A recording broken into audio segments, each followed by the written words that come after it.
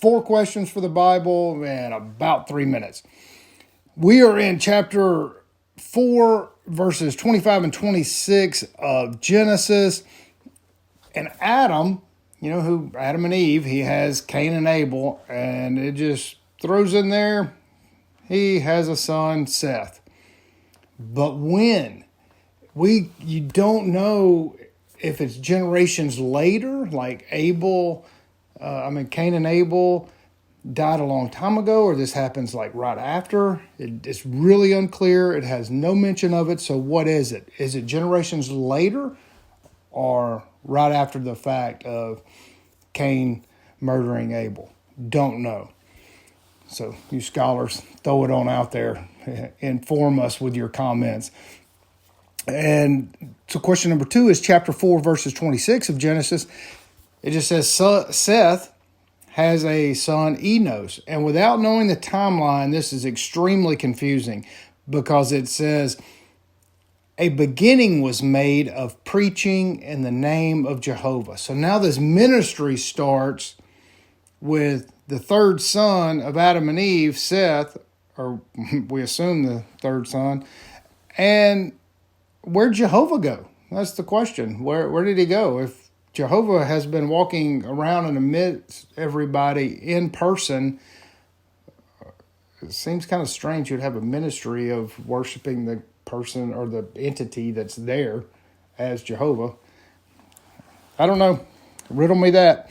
And if the time is soon after Cain kills Abel, then who's he preaching to? There was nobody else. So that whole circle of one question kind of encompasses each other. It's kind of, once again, the questions are just so numerous.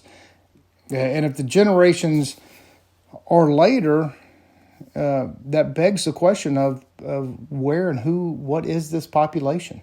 Where did it come from? And the last question is Genesis chapter 5, verse 1. It jumps back to God preparing man. So it appears to be bouncing around a lot. Like somebody,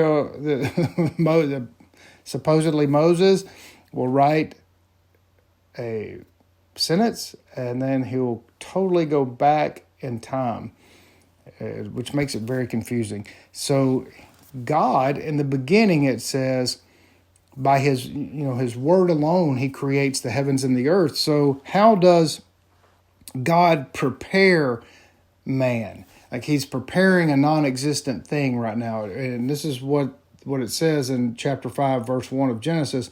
God prepares man. And so how does he prepare man? It suggests to me that perhaps man is already a spirit and he's preparing the body. Or maybe he's preparing the spirit and the body. No mention of anything, just says he's preparing man. What in the world does that mean? Could mean a number of things. So if you find these questions exhilarating to figure out what this book means and everything that goes along with it, and you would like some scholarly input, we would welcome you scholars to jump in all of these questions because I find it just fascinating.